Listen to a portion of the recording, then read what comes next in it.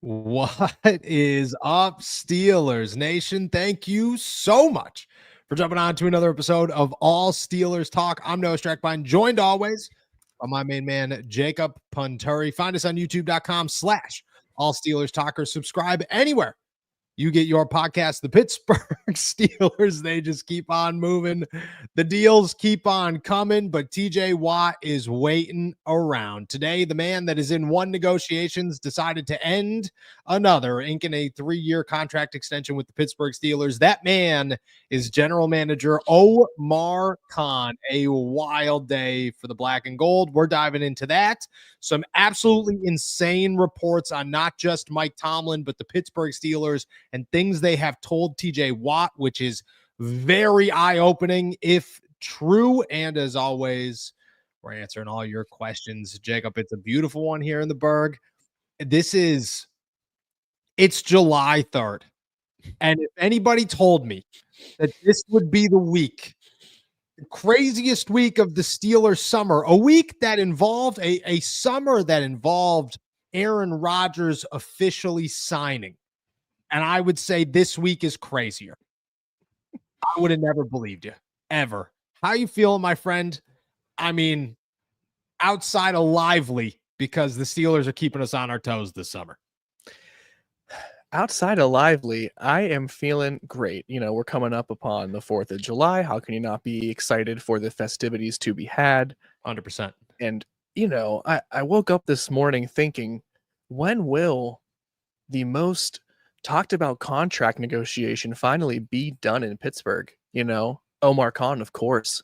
So it was just an answer to my prayers to see that this back and forth tense negotiation has finally come to an end, and they have Omar Khan locked up with a 3-year extension. But yeah, all that, man, buddy, I'm good. Happy to be here. Happy again that another day, another random yet crazy thing drops in Steelers lore, and here we are, man. So yeah, good time. Happy to be here. Here we are. It's a wild day. It's a wild time for the Pittsburgh Steelers. And I will say that of all of the contract extensions that you could have tossed my way this afternoon, of all the things that you could have told me were supposed to happen this afternoon, you could have given me a pretty long list before that list included Omar Khan 3-year contract extension. And I said, yeah, that's the one that I think is going to occur on July 3rd at about 2 p.m. when the deal went down. We're diving into it. Okay. Let's start with just the basic reactions to this one. Omar inks a 3-year deal. TJ still does not have a deal. TJ Watt is still tossing up the deuces, saying, peace, Pittsburgh, sign me to a $41 million a year deal or get me the hell out of town because I'm tired of this. Mike Tomlin has some wild reports emerging from him. 24 hours ago, we're talking about who's on the hot seat. You wrote a story today about Ross Tucker saying that the Steelers are acting as if somebody's on the hot seat. Well, I'll tell you, it's the complete opposite of that because Omar Khan is here for at least the next 3 seasons. Your reaction to a deal that I obviously shook us, but comes in the midst of a TJ Watt deal that is not done and is handed instead to the guy who was negotiating it. I mean, can't get any crazier than that. Crazy. Truly was so surprised, especially, yes, you mentioned the Ross Tucker podcast, and I think his comments, which were basically, you know, someone's fighting for a job, so to speak. I think you and I touched on this a little bit yesterday when we talked about how, because they have kind of past the line of going all in, because they have fully pushed all of their chips to the center of the table, and they are saying, we are going for a Super Bowl. If this goes poorly, if it fails, who does it reflect most on? You know, Mike Tomlin, Omar Khan. So 24 hours later, that whole conversation has just been totally destroyed. So yes. I am shocked, to say the least, but I don't think that it is a move that is undeserved. I think the past couple of weeks have really, really shined a magnascope, shined a light onto Omar Khan's tenure as the general manager with the Pittsburgh Steelers. Yes. So there's been a lot of like polarizing opinions coming out, but he has been one of the steadiest GMs in a very, what is a very unsteady position. So I don't think it is crazy for him to get an extension. I think it is wild that he gets an extension before TJ Watt gets one done. I agree. I like Omar Khan. I think Omar Khan has had some good years with the Pittsburgh Steelers, done some good things. Chase Claypool for Joey Porter Jr. Remains one of the biggest fleeces the NFL has seen in the last 5 years. You sign Patrick Queen for cheap, whether he works out or not, we still don't know, but I like it. You get Zach Frazier, you get Troy Fautanu, you build the trenches, you find some running back depth that you could look at and feel good about. You go out and get some veterans like Deshaun Elliott, who could turn out to be a massive steal for this team. You stack the back end in Derek Harmon and Keanu Benton and Y.E. Black, and everything looks good. Omar Khan, up until this summer, outside of a small blemish in the possibility that Broderick Jones might not be it, looks pretty good on paper. They've done some good things. But at the same time, Omar Khan has not won a playoff game. The Pittsburgh Steelers are in the midst of their biggest contract negotiation in his tenure as general manager of the Pittsburgh Steelers, and it seems to be going very south. Meanwhile, you are making deals that you have never made before. You are reshaping the culture of the Pittsburgh Steelers. The Steelers way does not seem to exist this offseason.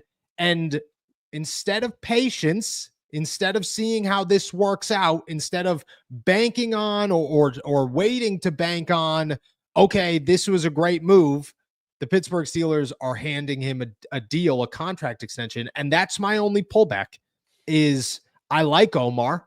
I think Omar is very good at his job. I think you could trust Omar Khan. I also think that if this doesn't work out, it comes to no surprise because this is on paper a situation that sure as hell looks like one that 365 days from now we're going, this was a bad move. This was a really bad.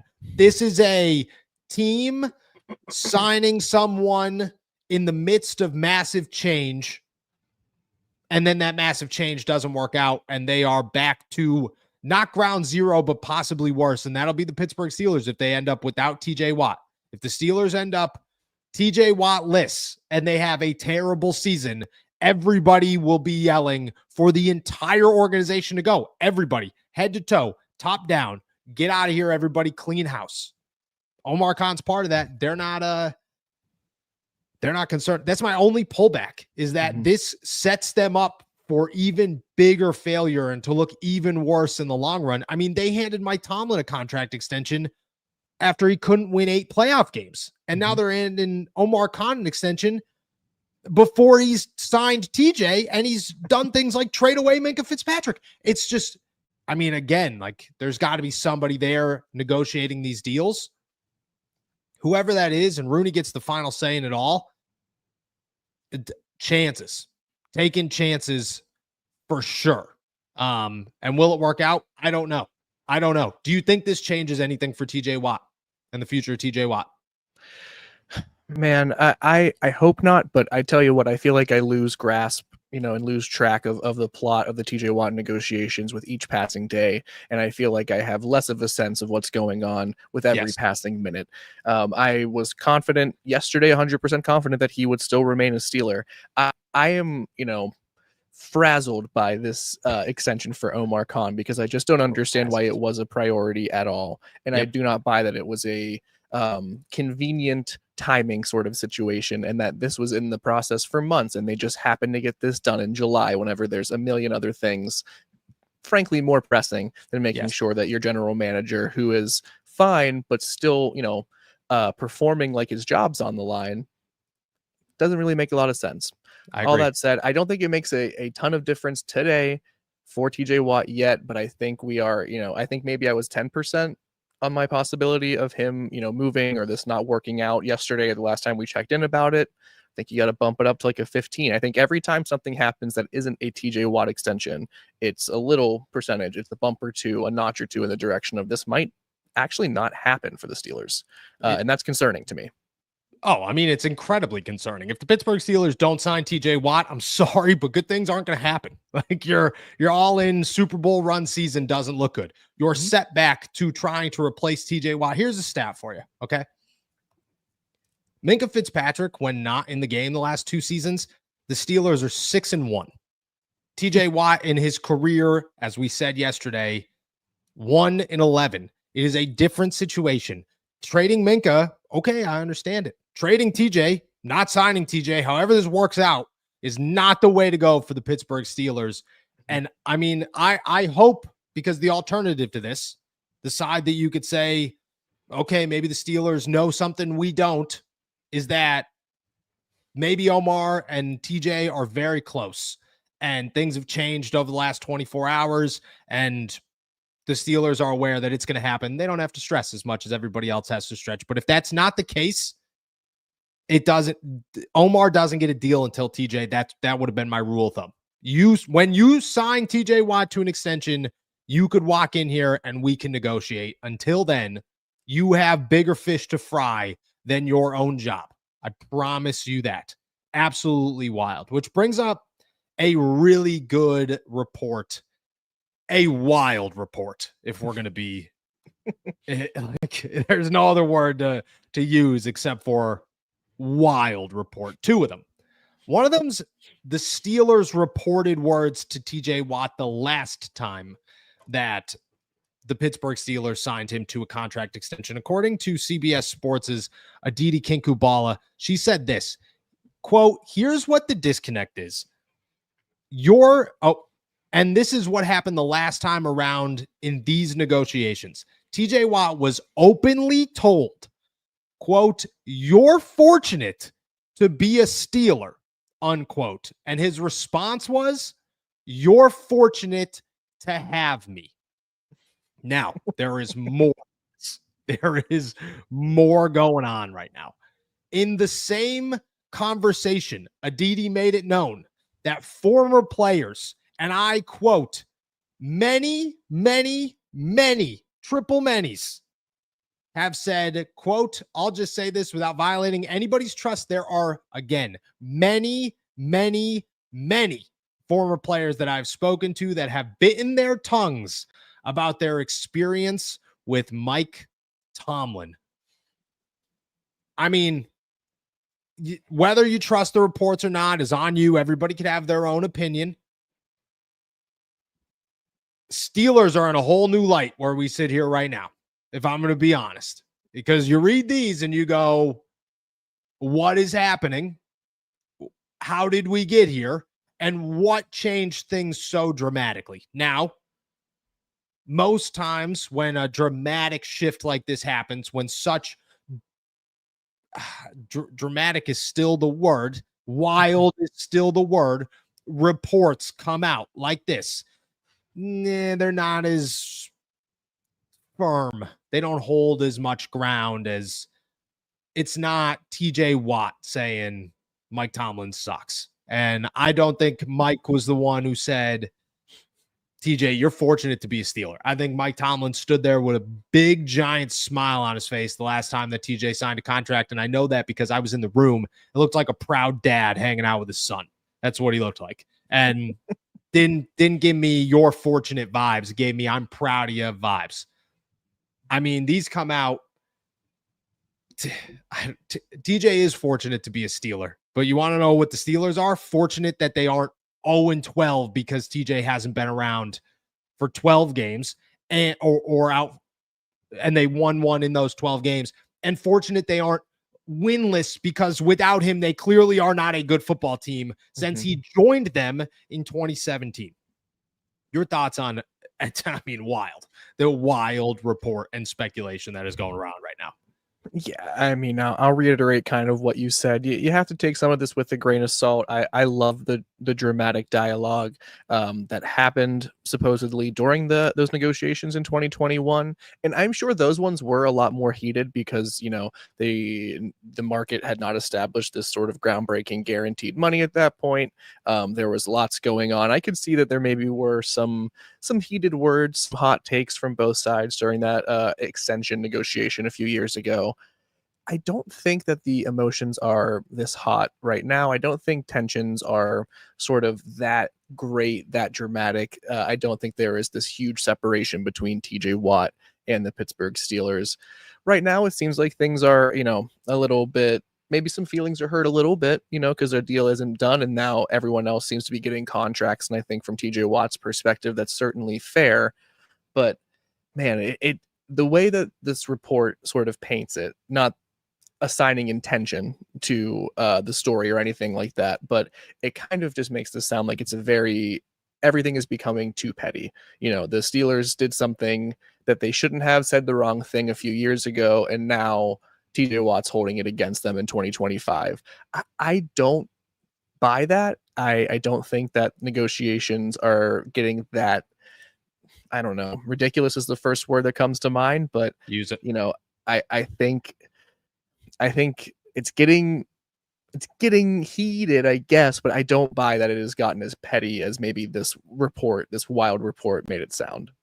I like, I agree. I don't think, again, when things like this happen, you have to look at it and say, yeah, probably not as dramatic as this may seem. It might not be as cutthroat. Oh my gosh, Mike Tomlin sucks and everybody hates him. And on top of that, the Steelers are pretty much done with TJ Watt. This is over. I just think if there are some players out there that feel that way, then it's definitely a tough situation for the Steelers to change the culture and to change over everything the way that it is. But I also don't know if those players are guys like Patrick Peterson, who played 1 year here and then left and then maybe said something like, nah, I didn't really like my time there. Well, yeah, no duh, pal. Steelers didn't like your time here either. They weren't big fans of what you were doing in the city of Pittsburgh. Am I lagging real bad on your side? Because I feel like I'm jumping around quite a bit on the maybe a a little tad, bit, but right? StreamYard decided it was just spazzing out for a second there. Wasn't having a good day. When you look at the Pittsburgh Steelers and the entire nonsense that we are in with this, with Mike, with Omar, with anything, do you think there is an outcome? We've talked about it many times this week, but now with the news of Omar, do you think there is an outcome where the Steelers do realize they've made a massive mistake here, being this aggressive and doing these things, and somebody pays the price in 2026? Well, I mean, here's the one thing I'll posit in regards to that question is that I don't think that just because Khan signs this 3-year extension today, 100% guarantees that if this all blows up, if this all goes to absolute shit, someone's going to be accountable for it, like you just said. And I don't think it's out of the realm of possibilities for the general manager who made all of the deals, signed all of the contracts, negotiated everything, was in charge of the draft class, et cetera, et cetera. I think it's possible that he might take the fall for it. So I think, as we've sort of talked about multiple times after multiple different events this offseason, this crazy, tumultuous, yet wildly entertaining offseason for the Steelers, this could go catastrophically bad. That possibility certainly exists, and someone will be held accountable for it. I don't know if it's the head coach. I don't know if it's a general manager. I don't know if it's, the leaders within the locker room. Someone's going to be accountable for it. So yes, by that logic, yeah, Omar Khan certainly could be held accountable for it. But, that do you think that Omar would get it nuclear. over Mike Tomlin? Do you think that Omar would still remain the scapegoat if things like that happened? Yes. I would probably place my bet that Omar Khan gets scapegoated before Mike Tomlin, just because of Tomlin's longevity and sort of, the infallibility that his tenure has given him with the Steelers. I think, they were willing to part with all types of coordinators, coaches. They were willing to let Tomlin, do whatever he wants in terms of staff, in terms of personnel, have his influence on the draft as well. I don't think that changes in a year unless, again, something has to be so awful that is just strictly a coaching error, a coach's fault. Then it could be on Tomlin. But other than that, I would see Omar Khan being scapegoated first. Yeah, I like that answer. I do like that answer. I think so too. I think there would be other names. Arthur Smith gets fired first. TA gets fired first. Mm-hmm. Guys get cut. Aaron takes the blame and he gets benched at some point. I do think that there are, but There are some big ones, man. Nothing's bigger than TJ. Nothing at all is bigger than TJ Watt. Now, that being said, I haven't heard anything since Omar signed because things have just been pure chaos since then. But I mean, I don't expect TJ's and his status to have changed, and for the Pittsburgh Steelers to look at this any other way than, yeah, he's going to get a deal done. And maybe, just maybe, the way we go about it right now means that Omar's deal is a good sign for TJ Watt. We'll see what happens. All right, that's everything on our agenda on this Thursday as we prep for good old 4th of July and some massive news for the Pittsburgh Steelers and their general manager. On the other side of this break, we're going to start answering all your questions. With that said, start tossing them in the chat. We will be right back. Pittsburgh, this one's for you. From the voices behind all Steelers talk comes Black and Gold apparel, your go-to for bold, fan-driven merch that reps the city, the Steelers, and everything in between. Whether you bleed black and gold or just love that Pittsburgh grit, we've got something for you. It's more than a podcast. It's a community. And thanks to your support, we're proud to bring the passion from our mics to your closets. Gear up, stand out, and show the world what real fans look like. Shop now at blackandgoldapparel.myshopify.com. All righty. Shout out to our super chatters. Shout out to our members. I know I'm still lagging here. I don't know what's going on. I think it's StreamYard. If we're gonna be honest, I'd guess it's StreamYard. StreamYard Dookie. But I learned with YouTube yesterday. I don't know if anybody caught my comment on YouTube. It took me 2 hours to upload the call-in show, and I made the comment about 15 minutes in, hey, YouTube's having a tough day. And then YouTube was like, yeah, you don't even know what tough is yet, brother. And then they hit me with a 2-hour good old window here. Second question, how many days can this sit on my desk and I drink it before it isn't salvable anymore? Oh man, 12 minutes after you open it, I think is actually the legal requirement on those things. And good. I say that as an energy drinker. Noah,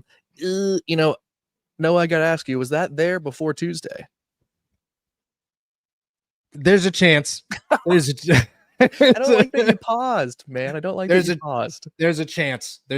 I can't remember when I got rid of the last one. It's because I don't drink them. But I will say that I woke up this morning and I was in a sweat and my heart was racing. And I was like, "Ooh, am I having a heart attack or do I really have to go to the bathroom? What's going on right now?" And I just to be honest, I walked into the guest room bathroom because I went, if I'm going, I'm not waking up my wife. You know what I mean? I'm going to go peacefully. I'm going to let her sleep. Yeah, I'm going to sleep. I'm done either way.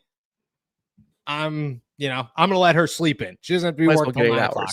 Yeah, it's like 5:45 in the morning. I'm not, you know what I mean? That's the last thing anybody wants to wake up to. At least she'll go downstairs. She'll think I'm like in the bathroom or something. And then it'll be a later day thing. You know what I mean? Get your coffee in first before you have to deal with something like that. That's all I'm saying. All right, let's start answering some questions. Shout out to all of our members. Shout out to our super chatters. I do want to give this golf polo away this week. We'll create this, I think, today, and then we'll make the big announcement tomorrow. But I'm gonna post the post on our YouTube channel right after the podcast. Chubby's good old golf polo. They sent this to me about a week or two ago for good old summer golf. And it's a size medium, though. And I'm not going to lie to you, I'm not a medium. So anybody who is, make sure that you are checking out the YouTube. We're just going to have it very simple. Download all on Apple Music. Make sure you're subscribed to us on Apple Music and our Apple Podcasts and give us that 5-star review. Take a screenshot. This in the comments. We'll pick one of you guys. Promise. It's a medium. I apologize, but anybody who fits in a medium. I'm a little chunky for a medium. So start with good old Smoothest Buddhist here. TJ Watt is legitimately the only player making the Pittsburgh Steelers even remotely relevant. If they screw this up, the entire organization needs to be slapped and fired. I like the slap. The slap's a good one. I don't disagree. There are people who try to justify like this shouldn't go down. There are people that'll say things like, well, if you trade them, you could get other pieces. If you trade them, you could get younger. No, if you trade him, you lose to TJ Watt, and TJ Watt is not replaceable. Nick Herbig is not replacing TJ Watt. Jack Sawyer is a 4th-round rookie. He's not replacing TJ Watt. At some point, be realistic about the situation. And the situation is you have 2 guys who are not starting caliber, all pro edge rushers in the NFL, and they're not going to be in 2025. And if you get rid of one and can't replace them with an all-pro edge rusher in 2025, you have Alex Highsmith and 2 dudes who probably shouldn't be starting on your outside at your most important position for the Pittsburgh Steelers outside of quarterback. It makes 0 sense to me. Yeah. I understand the frustration from a fan's perspective, or maybe from a teammate's perspective. You want to make sure your top edge rusher, your top player is under contract and everybody's happy. I could see the frustration about, he makes so much money already. Can he be satisfied with that? Whatever. I don't really care about any of it, to be quite honest. I just think it makes no sense. It only makes the Steelers worse. Like you said, to echo what Noah was just saying, the Steelers will be infinitely worse without TJ Watt right now. Maybe in a couple of years, that's not the case. But for right now, especially for a team that fancies themselves a Super Bowl contender, you got to have your edge rusher in there. And there's just no other way around it. So, yeah, I think they deserve to be slapped and fired, anything else like that. Because you can't mess this up. There's no other way around it. Yes. And I don't care if that doesn't sound like the best way forward. They got to keep them and just give them the money. It is end of discussion. Like, that is there's no justification. You can't walk to a podium and say, yeah, we traded TJ. We just felt like we have a lot of trust in Nick Herbig and Jack Sawyer. Shut up. That's the worst excuse you come up. You're lying to me. Mm-hmm. You're lying to me and everybody else listening right now. You might have faith in them, but you don't have TJ Watt level faith. You just don't have TJ Watt level faith. Smootest Buddhist continues here. Steelers try to sign your best player challenge. Impossible. I'll give you I still think it's going to happen. Okay. So let's keep some optimism here for that. Mm-hmm. I still think it's going to happen. I think all the nonsense that is happening around it is crazy. I think all of the reports that are coming out are wild. I think the Pittsburgh Steelers are the most talked about team in football on July 3rd. And it is so un-Steelers like it's crazy. But they're here. I still expect the deal to get done. It's going to happen. And unless something drastically changes, which could happen, the Steelers' mindset is last case scenario, last resort is trading TJ Watt. And there are other resorts before that. It's not just don't get a deal done, trade them. There are other things that will happen between now and then. For sure. The last thing I just want to say about that, I'm sure, unless we have other questions about it, but until the local, we talked about this the other day, until the local people who are on the beat start really changing their tone about how things are going. We talked about Nick Farabaz, he checked in with some sources and they were no was the response about TJ Watt's possibly leaving. So until the Farabaz, until the Alan Saunders, until the Jerry Dulac, the list goes on, until those guys start sending out some worrisome updates, I will still maintain, more confidence, more optimism than pessimism about a TJ Watt deal. But I think it's fair for, July 3rd with all of this crazy pandemonium going on to be are we as optimistic as we thought? But for right now, until those local boys are telling us something different, I'm on board with the extension still happening. I agree. Chris here. Guys, I really hope they sign Watt, but at the end of the day, it's a business. Watt is a legend, but you have to want to be here or it won't work. I agree. I think TJ wants to be here though. There's nothing in my head that tells me TJ doesn't want to be here. He just wants to get paid what the market value is paid. And the Steelers have messed this up on their own. I'm always going to support the story and just kind of tell it how it went down. And the story is simple. There's no argument for the Steelers side. The Steelers should have signed him last year. He asked to be signed last year. He knew it was going to be cheaper if you signed last year. Didn't want to sign him last year. Wild. This year, he says, I want a contract extension. Fans say, give TJ a contract extension. Steelers say they plan on giving TJ a contract extension. Since then, they've given DK Metcalf a record-setting deal in Pittsburgh, never played it down for the Steelers. They traded for Jalen Ramsey and gave him a pay raise, never played it down for the Pittsburgh Steelers. And they gave Jonnu Smith a fully guaranteed deal, never played it down for the Pittsburgh Steelers. Meanwhile, TJ is out here with a low ball offer. And I understand that he's looking at it going, if you're paying those guys top dollar, I need top dollar. This is a business. It needs to go both ways. He's setting himself up. Don't get me wrong. TJ is going to be fine for the rest of his life, no matter what, but you're supposed to be paid what you're worth, and TJ's worth every penny of it. So I just think the Steelers have put themselves, like, it is a business, but the Steelers had two very easy outs, and that's sign TJ before last season and sign TJ before you make a massive deal for DK Metcalf. And they didn't do either of those. And every move that happened since then, they just dig themselves a little bit more of a hole. For sure.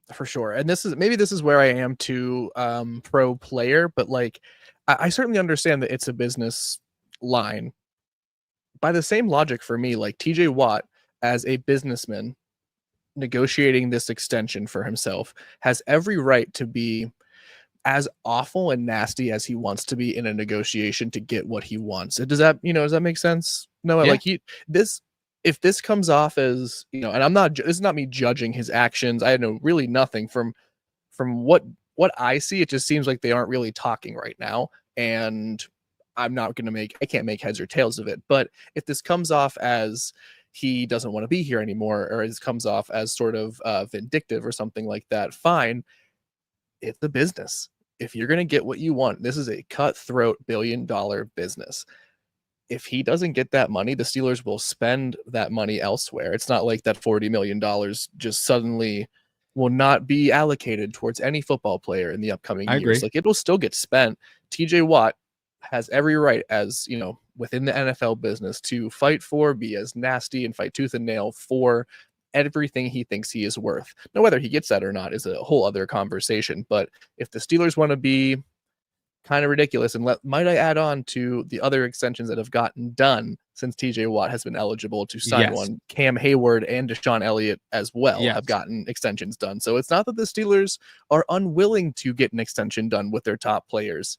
It is just this specific money guaranteed ask or yearly salary that they don't want to bend on yet. So if TJ Watt comes across as the bad guy for wanting them to bend first, I refuse to cast that light on him. I agree. I agree. Big Al here. Harrison, Dupree, Woodley, Porter, Green, all didn't finish their career in Pittsburgh. Now it's Watt's turn. It's what we do. Trade him now and have a brighter future. This year's draft determines everything. I highly disagree. I'm sorry. And I know that there are some people in the chat that are just constantly saying the Steelers are fine. They're always going to be fine. I don't agree with that. I don't. I think the Steelers will be fine in 2 years, but I don't think they'll be fine this season. And I don't understand why you went out and got Jalen Ramsey and Jonnu Smith and DK Metcalf and Aaron freaking Rodgers to say this season's a bust. Screw it, whatever. Because that's the thing, is everybody will say, well, they'll be good in the future. That's awesome, but you're just giving up right now? You're just done right now? The Steelers are not a bad football team right now. They're not at all. So to take such a significant step backwards, like they've done so well to put themselves in a position where they didn't have to rebuild. They put a team together that is on the verge of something better than what they've been. And now you're going to lose TJ and have to replace him.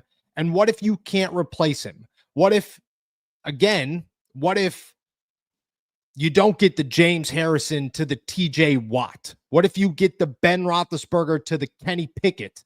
And then you're going, all right, well, that's 5 years before you might have a guy that you might trust. And you could say whatever you want, but edge rusher is the second most important position in Pittsburgh, and it always has been. And if you don't have, there is a risk to be made that if TJ is not here, the Steelers do not replace him with a guy that's capable enough to make an impact that big. And if you don't do that, I don't think anybody has, just like Ben, nobody has any real idea how big of an impact it's going to have once he's gone. Yeah, man, I get it. There is a lot of turnover in the NFL, and I certainly understand that you can't keep everybody, especially in a salary cap era, but this is just not a situation, I don't care which way you cut it, in which they cannot afford to pay him or they cannot manage to make this deal work. They just need to not try to win this negotiation and just get it done. And I think that's the best thing for the team, for their Super Bowl chances. And, if that changes the narrative of great Steelers players finishing their career in Pittsburgh, so be it. Because again, I'll point to Cam Hayward one more time. They easily could have been like, you know what, you're going to be 37, 38 when this contract's over. We don't like to do that. We don't want to see you decline here, so we're just going to pass. No, they said, you know what, you have been so valuable and so consistent. You're going to go ahead and keep doing that until the wheels fall off, and then we'll deal with it then. And that's the thing too. The same thing that I said about Omar Khan getting an extension doesn't guarantee he will still be here 3 more years. If they sign TJ Watt to an extension and he is just absolute dog crap, they'll get out of it. It's a business. They can do that. It's all fake. It's all funny duddy. Yeah. Yep. At the end of the day, they will be able to get all of it. Yep. I agree. There's no contract in the NFL that you could hold on to forever because Jalen Ramsey just got traded to the Pittsburgh Steelers with what is a ridiculous contract for the next 3 years that nobody wanted to take on except for the Pittsburgh Steelers, because there will always be a team that is willing to eat the dead cap space and say, yep, screw it. Let's do it. We need this piece. And there will be a team for TJ Watt if that went south, if it went south. Deluxe Skittles, best and safe idea. If we don't re-sign TJ, best to trade him and get an early round pick and get a good edge rusher back. Or another option, go get an all-pro edge rusher and a safety in the trade. I just don't think that you would get that in a trade. Like, I think TJ's trade value right now is a first-round pick if you get lucky, but chances are it's a second-round pick. If it's a player, you'll get a player in a second, but it won't be an all-pro player in a second. I don't think the trade value for TJ Watt is as high as everybody wants to make it seem. It might be a good wide receiver, but it's not a good edge rusher. And I just don't value the wide receiver position as much as I value the edge rusher position. And I just don't think that if you have a good wide receiver too, but your defense is giving up 40 points a game, did you get better? I don't know. I don't think so. I think we've just seen that the trade market is really, one, volatile and like impossible to predict, and two, very much undervalues players while they are still playing well. Yes. I think the Minkah Fitzpatrick trade is a very good example of that, and because all the pieces involved, if you were to ask, how much do you think Minkah Fitzpatrick is worth in a trade? You probably are like, at least a second rounder, maybe a first rounder, maybe a player and a mid-round pick. You could say maybe the same, Jalen Ramsey was worth somewhere around a mid-round pick, probably the same thing with Jonnu Smith. And then they just get basically traded for each other. I think that goes to show, and I think most NFL trades go to show, that the value that teams send back and forth in those deals is woefully insufficient, is like a huge undervalue to what everyone believes that player's value to be. So I think to have any sort of ambitions or ideas that the Steelers could put TJ Watt on the trade market, go out and get a suitable return for him, whatever that is, either in draft picks or in a roster player in return that meets the requirements of the team, is just like so lofty. I just don't think it's possible. I agree. Like, I just think replacing him is just so much more difficult than anybody wants to admit right now. And like, if TJ comes out and has 20 sacks, would it shock anybody? No, it wouldn't. And it's just so important to have. Meat Whip 21 here. Pack a few euros in the TJ Watt piggy bank. Greetings from Germany. Shout out. We got somebody else from Italy as well. Super crazy that everybody around the world wants TJ Watt, except for some people in the chat. There are some people in the chat that are highly against TJ Watt, which is, there's an argument to be made. Guys, I agree Watt should have gotten a new contract 2 years ago. My concern is why Minkah and Watt weren't considered top priority. Thoughts? I think Minkah, to me, is a guy that you should have moved on from. It made a lot of sense. I think the trade was at first like what are you doing here? And I still think I sit there, But the Steelers are all in. They want to win a Super Bowl with Aaron Rodgers. They want to win a Super Bowl this season. And I understand the trade in that mindset. If you were thinking future, you'd trade him for a draft pick because I think I think that's where all our minds immediately go is what can you get draft wise for these guys? But the Steelers wanted a player and they got a player, but I think trading Minka made a lot of sense. To me, he's a guy on the decline who maybe he pops back up, and I think he's got a stud in him, but I don't think he's playing like a stud. And his best trade values were right now. Next year it's significantly less. Go get a trade now, and I think you got two guys for one guy. To me, the Minka trade is justifiable. TJ is much harder to do unless they came up with some ridiculous haul, but I still think even then I wouldn't feel great about it. Yeah, I don't know how I feel about this was the best time to trade Minka. And I think that's more so because I was very eager to see if he could rebound, not because I disagree with him having a regressing over the past 2 seasons. I think that's pretty undeniable that he was less impactful on the Steelers defense over the last 2 seasons. But I think the Steelers were really in this dangerous position with him where if they waited till next year and banked on him having a rebound season, that could have not happened. He may go to Miami this year and just completely flounder and just continue the descent into being an average football player. And then again, Omar Khan will be, hailed as a genius in retrospect. But I was eager and very willing to give him a shot and to be optimistic about him returning to an elite form this year. So if that would have happened, I would argue that, of course, then his trade value would have gone up next year and you could have maybe gotten something better in return, hypothetically. But they were at this really dangerous crossroads where you could not guarantee it one way or the other. And if it goes as the way the past 2 seasons have gone, you're not getting anything for this player. So no, yeah, it's right there. It's right. It's a risk that they could have taken. They decided not to. And I think, I get their mindset in that. I don't get it. Look at old TJ Watt, tortellini salad here.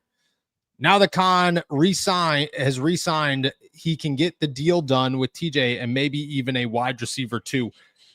If that's the case, Omar Khan, and this is the biggest thing that people have tossed in the chat to ask questions about, so I'll make sure I answer it. Omar Khan's salary doesn't go against the salary cap. It means absolutely nothing. This doesn't impact TJ Watt at all. The Steelers also still have money to sign TJ Watt, and they are operating as if they have the cash flow to sign TJ Watt. It's just a matter of all the craziness that's coming out over that time while we're waiting on this. And, we'll see what happens. But Omar, you hope that him getting a deal done. I will say there were no vacations in Pittsburgh. Omar did not take a vacation. And that's nuts because this is the time of year where the NFL league office got a phone call from Pittsburgh twice this week and went, will you guys stop the shit? Okay. Will you knock it off? I want to go home at a reasonable hour and you're doing this. I shouldn't be in the office today, pal. I shouldn't be in the office. There's not even people on TV for the next 2 weeks. Here we are. Wild times. I think there's a possibility. You got to hope that an Omar deal just frees him up to do more things. That's what you got to hope. Thomas, everyone who wants TJ traded are the same people who will cry when the defense isn't doing anything. We got smoked by the Ravens last year. We need 90. Now, you can make arguments about TJ in the playoffs and say that he has not done a ton to help you win playoff games. I don't disagree with that.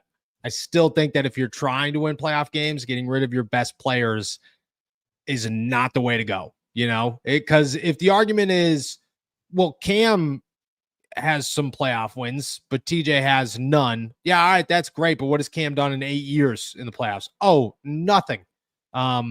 So maybe he should go too.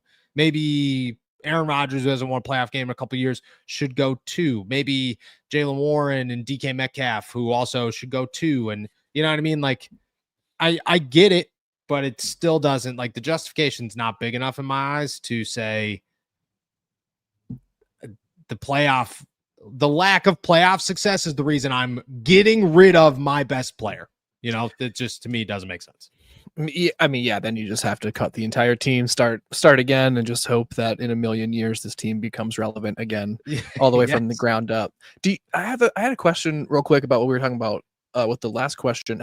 Is there any other time where an NFL general manager, hypothetically, did not want to perform part of his duties, like negotiating a contract, because he himself was in a negotiation for a contract? Like, I'm not saying that you were accusing Omar Khan of anything like that, or anyone in the comments or anything like yeah. but it is curious to me, because as you were saying that, I couldn't help but think, well, why would his contract have anything to do with, him negotiating TJ Watts? Like, if he now has the freedom and confidence, or he's been unlocked to get this deal done now, why would you even need to, why would you need to take the governor off of your general manager, so to speak? So weird stuff.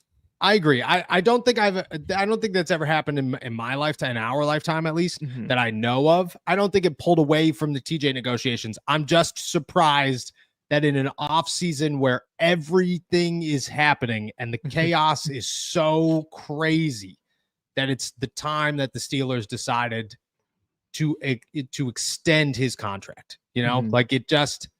It's a weird time to say you are tossing all your eggs in one basket. You're doing things that are so un-Steelers like, and we're gonna reward that, which maybe it works out, maybe it doesn't, but maybe it works out, maybe it doesn't, and we've already rewarded you. So I just think that, to me, is weird. Weird. Chris here. What do you guys think about signing Justin Simmons at safety? I think we could have the best secondary in the NFL with Simmons and our current talent. I think the Steelers secondary is a good safety away from being arguably one of the NFL's best. And Justin Simmons is the guy that stands out to me. Like, that sounds good. If you have Deshaun Elliott, Justin Simmons, Juan Thornhill coming off the bench, Darius Slay, Jalen Ramsey, Joey Porter Jr. with depth guys like Corey Trice and Brandon Eccles and maybe even Beanie Bishop, impressive. Maybe you get a steal in a guy like Sebastian Castro, who's a UDFA. I mean, I just think the defensive secondary with the Justin Simmons, with the Julian Blackmon, it's up there. On paper, it looks like one of the best. Yeah. I think they put themselves in a position where they have to go out and get someone like Justin Simmons to really solidify the secondary. And I think amongst all of that, regardless of if Justin Simmons comes in or not, I think so much hinges on the performance of Joey Porter Jr. In the secondary, because I think he alone could make up the difference. Say they go out and just get anybody else, or maybe even go into the season with like Juan Thornhill and company, kind of rotating safety by committee situation. If Joey Porter Jr. has a bounce back campaign like the Steelers envision him to be, or if he becomes the cornerstone defensive back that the organization drafted him with the vision of being, yes, I think he kind of makes up for a lot of the blemishes, a lot of the shortcomings of the defense, especially in the secondary. So it says to me again how much of this upcoming season kind of hinges on.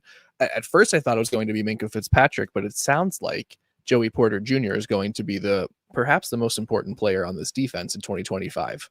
I've been saying that all offseason, and it's wild to think that your third-year corner is the guy that makes or breaks a lot of things, but your third-year corner is the guy that makes or breaks a lot of things for this Steelers defense, because you're going to have guys who could follow, but do you have that young piece in Joey Porter that you can't mess with on top of Darius Slay and Jalen Ramsey? I agree. I agree. I think he's one of the biggest names on the Steelers this year that you have to watch and hope for to have a massive year. Otherwise, I don't know. I think the whole unit takes a pretty significant step backwards. Steve, why is everyone so afraid to trade TJ? Yes, he's a great player, and yes, their record sucks sans TJ, but that record is pre-Herbig and Jack Sawyer. Trade him for a true number one and a first or second round pick. I don't think you're getting all that for TJ Watt. I think that's my biggest pushback, and people will continue to bring it up, but I just don't think that the NFL has the trade value on a guy like TJ without a contract to go out there and give you that much for that guy. I just don't think that you're going to be able to pull it off. I could see you getting a second. I could see you getting a second and a player that's maybe a wide receiver 2, but I don't think you're getting a second and a wide receiver 1 or a first and a wide receiver 1. I just don't think it would happen. I mean, even Myles Garrett was wanted for 2 first-round picks, and then Josina Anderson was saying, yeah, nobody's giving up anything more than a second. So, if Myles Garrett, who's 2 years younger, isn't going for anything less than a second or more than a second, I don't think TJ is. That's where I come into like your best bet's draft picks. But again, is TJ Watt worth a second-round pick and a wide receiver 2? I don't know. Do you think he's worth the second-round pick and a wide receiver 2? Not if I'm the team trading for him, not at all. For the Steelers, yeah, he's worth 48 first-round picks plus a roster player, no doubt. But if I'm the team trying to acquire him, there is nothing about, if you did not know that the name was TJ Watt and you said, all right, we have a 31-year-old edge rusher who is coming into the last year of his deal, wants a ton of money, is very productive, but it seems like negotiations are kind of touch and go right now on this extension. What do you want to give up for him? Second round pick probably at most. That seems like maybe more of a headache than I'm worth getting into, even with the production. And that is just, I don't think, again, if I'm like the Eagles was a team we talked about having sorry about that. Having a potential like trade offer for the Steelers for TJ Watt. Like if I'm the Eagles, I'm not giving up really anything for TJ Watt because the leverage is all on the Steelers to either make a deal happen or they're going to have to lose him for basically nothing. So why would you give up a first or a really good roster player to get TJ Watt when you can just be patient and probably get him for a lot less in the future? I agree. The leverage is not, the Steelers have leverage to keep TJ Watt around and franchise tag him. But in the trade realm, they don't have the same leverage. And I just don't think that he's going for some big astronomical number that everybody's going to try to argue that he could go for. Heard at practice, if Watt gets traded, Pittsburgh will have riots. I agree with this. I think the biggest pushback I have is not player-wise. It's not talent-wise. It's simply the Pittsburgh Steelers have gone through so much change this offseason, and they are such a hot mess over the last couple of years that the last thing you do is get rid of the face of your franchise. That is the last thing you do. And if you do it, you have entered, what are we? Where are we going? And everything changes. Cam retires. You get a new quarterback. There's nobody here that's been here long enough for you to feel like that's the guy, because there is nobody. Who's the face of your franchise? Alex Highsmith? Like, but no. On all seriousness, that's who it is. Jaylen Warren. Those are the longest tenured guys that you have on the roster. It just Miles Killebrew. That's your guy. Like, you just don't have anybody. You trade away the face of the franchise, and this year I just don't think that's the right move. I don't. Agreed. Marlon Lewis, TJ deserves his contract, but if they can't agree, that's also fine. I think the pushback is the narrative that the Steelers will turn into the Browns when he's gone. I don't think they turn into the Browns, but I do think that if you're going risk versus reward, like, I just don't think that trading TJ Watt for a second round pick is justifiable. Like, I just don't think that ending up with the potential of James Washington or Juju Smith-Schuster ends up doing any justice to get rid of TJ Watt. Now, obviously, you can end up with a Zach Frazier. You can end up with a Keanu Benton. You can end up with a George Pickens. You could also end up with Mike Adams. Anybody remember Mike Adams? Yeah, that's what I'm saying. I don't think that you I put down the weed, to quote Stephen A. Smith. That's what I'm saying. Is it's just you are taking a risk, and it just doesn't make sense. You will always be able to ditch the contract. That's the thing. You will always be able to find somebody who wants TJ for nothing. You will always be able to say, we have to trade him here, or we have to get rid of him here, or whatever. You can always rework it in the future. It's like buying a home. You're not marrying the price. You're marrying the price. You're not marrying the interest rate. That's how it is with TJ Watt. That's how it is with TJ Watt. I agree. Well said. I agree. Nicholas Colsier, shout out. I think this was your question. I don't care if TJ Watt sucks for the next 3 to 5 years. You don't trade him. We still haven't won a game if he isn't playing. what he put into the franchise is worth every penny. That's the thing, is like, I just don't know I don't get the narrative that an 11.5 sack season and a defensive player of the year finalist year is just like this. TJ's done. It's over. Like, TJ looked bad at the end of last season. So did the entire Pittsburgh Steelers roster, like head to toe, every single one of them. Zach Frazier was the only guy that I could look at and say, that guy was pretty good. That guy was pretty all right. Mason McCormick sucked. Isaac Seumalo wasn't real good. Broderick Jones, garbage. Jaylen Warren, nothing explosive. Pat Freiermuth dropping passes against Cincinnati. Joey Porter Jr. giving up plays. Deshaun Elliott not making the plays. Patrick Queen, not great. Peyton Wilson missing tackles. Like, there was just nobody. There was nobody. So my argument for it is, if you're hoping everybody else bounces back, you should predict over everybody else that TJ is going to be a guy that bounces back. Like, I trust nobody as much as I trust TJ Watt to return to glory. Same, man. I don't like that we're talking so much about defending TJ Watt still being a Steeler. Damn it, he's darn good. Why do you get rid of him? Why would you want to get rid of him? I agree. Keeping him trucking here with the good old, shout out to RN as a new member, and with the good old. Do you think Khan is trying to hold out on Watt to get him to take a lower contract, but with his extension, just bite the bullet to pay the 40+ million? I think the Steelers are going to have to bite the bullet and pay 40+ million either way. I don't see the Steelers paying less than $40 million for TJ Watt. Do you? No, they never were gonna. That was sealed in stone. The minute Myles Garrett signed his extension, like and that has nothing to do. Like, I don't understand why there is any sort of pretense as if like, oh, the Steelers are gonna hardball him into a lower contract. No, they're gonna pay him a shit ton of money. And it's just when they want to sign the contract. So no, I don't believe they're going to pay him, less than 40 million. Or if they do, they're going to give him like 130 million guaranteed or something, just like some exorbitant amount of money.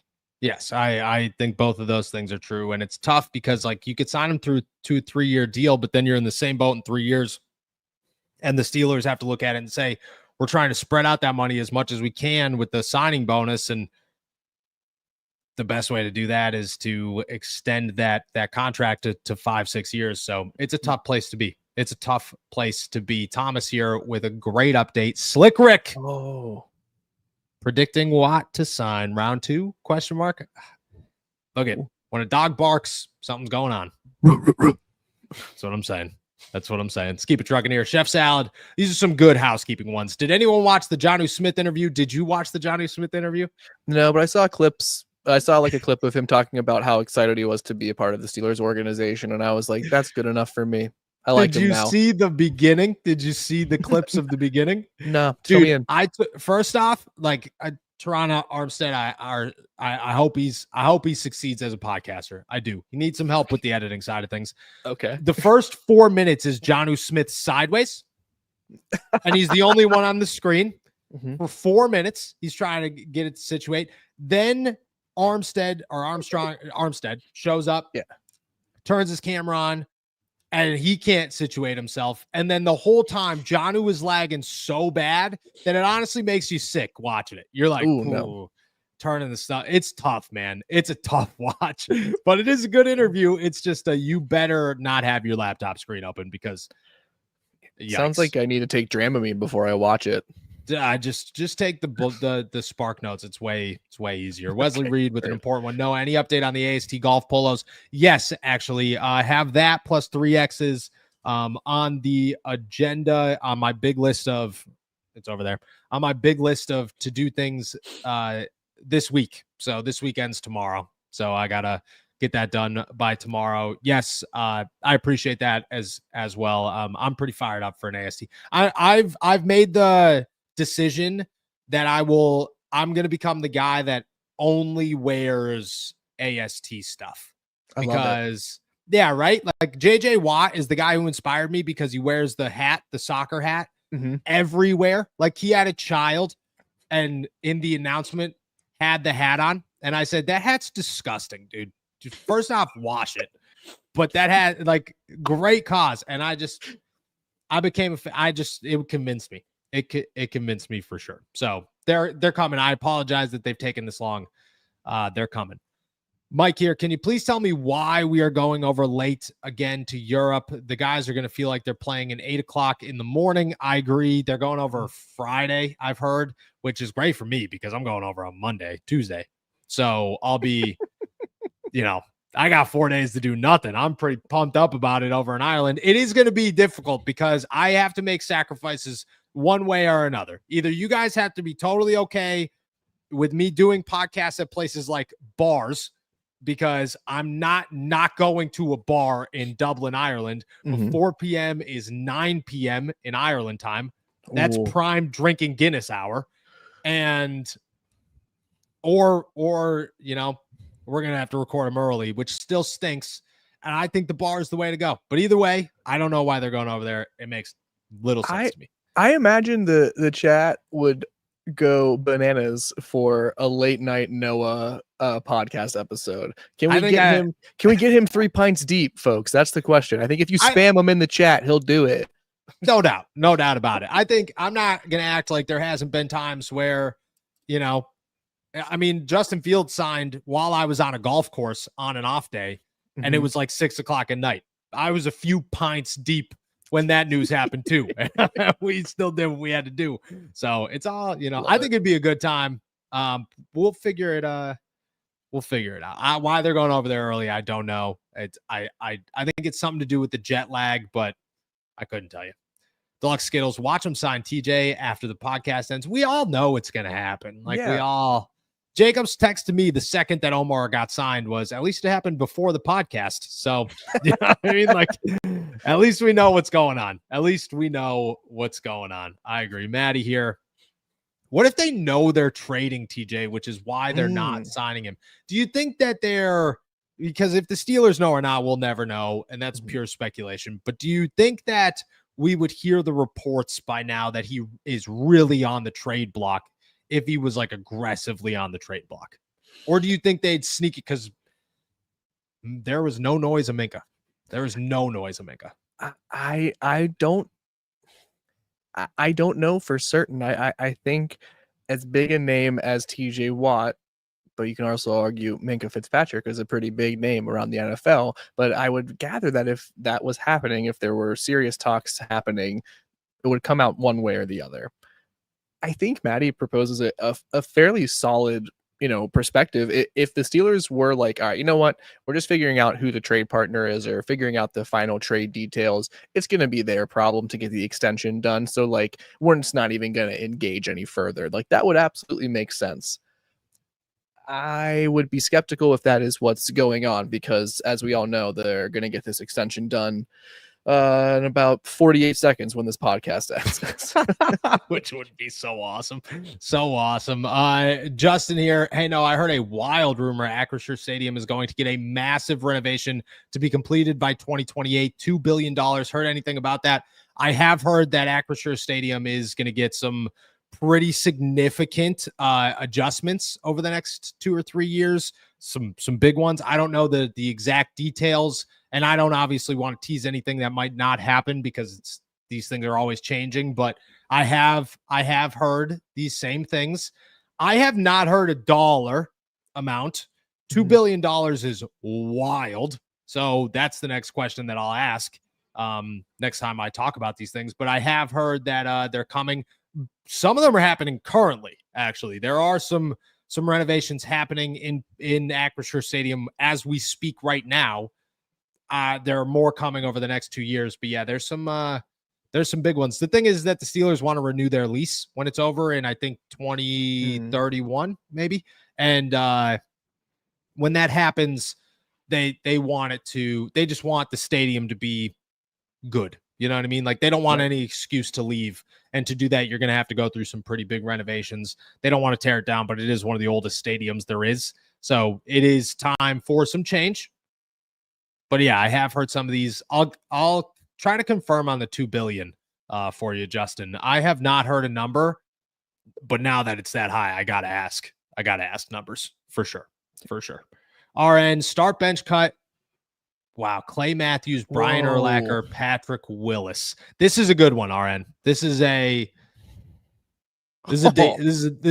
damn good one. Wow.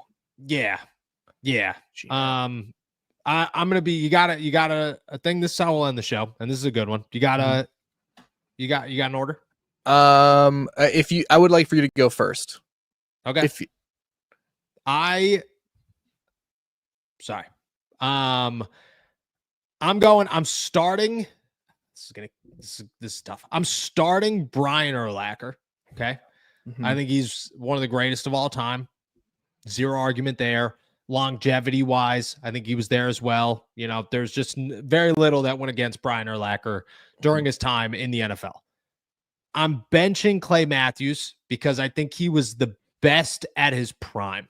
I think Clay Matthews was unstoppable when he was peaking in Green Bay. That guy was an absolute freak of nature. Also, and I don't know this to be true, but if you go, somebody told me one time, they made the joke.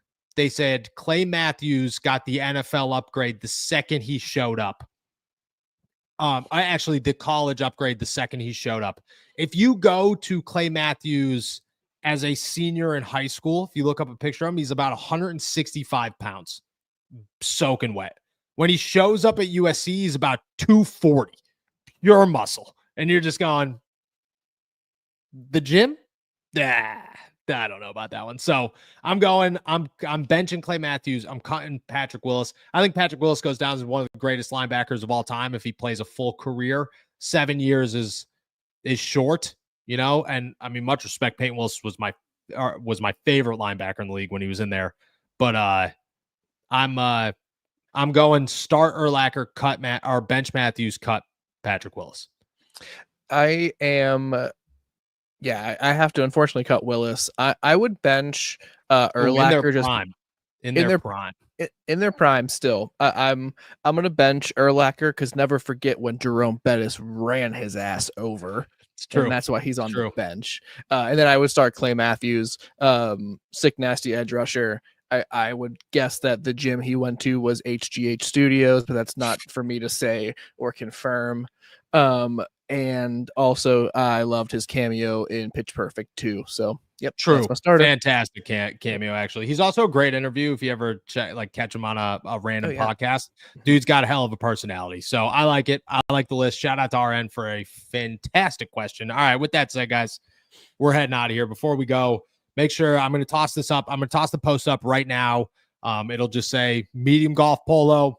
Toss it under. You're going to have to go to Apple Podcasts or Spotify. You could do the Spotify, but we'd appreciate the Apple Podcasts. If you got them, Apple Podcasts, and hit the 5-star review. Make sure while you're there, you hit download all. You got to hit the download all. Otherwise, we're not getting closer to that top 10. And I can't appreciate you guys enough for that. We're heading out here. Thank you guys so much for jumping on to another episode of All Steelers Talk. Make sure to subscribe to us on YouTube, youtube.com/All Steelers Talk. Oh, what if we don't support Apple? Nobody should be supporting Apple, but true. If you have an iPhone, do it just to be not, because we're already there. You know what I'm saying? Like you're already, the tree's already dead, unfortunately. You know, it's not the best situation. And we're supporting us more. We're supporting a young entrepreneur's goal of being in the top 10 of Apple Podcasts. That's what we're doing here. Correct. Yeah, can't get the Cobalt back. Sorry, but give us that 5 stars, dog. Yeah, dude. If the Cobalt was still there, I'd say screw it. And maybe one day we live in a better world where Spotify actually counts. Maybe one day we live in a world. Slim here. Do you make any of your merch for tall guys? I'll add that to the list as well. I'm not positive how easy that'll be, but I will. I'll look into it for sure. So appreciate you. With that said, guys, we're heading out of here. Thank you guys so much for jumping on to another episode of All Steelers Talk. Make sure to subscribe to us on YouTube, youtube.com/All Steelers Talk. Check us out anywhere you get your podcasts. And as always, find all of our work at si.com/NFL/Steelers. We will be back tomorrow morning for a special 4th of July episode before we all like everybody else, go to eat some hot dogs and some hamburgers and celebrate some freedom. And with that said, enjoy another beautiful day in the Berg.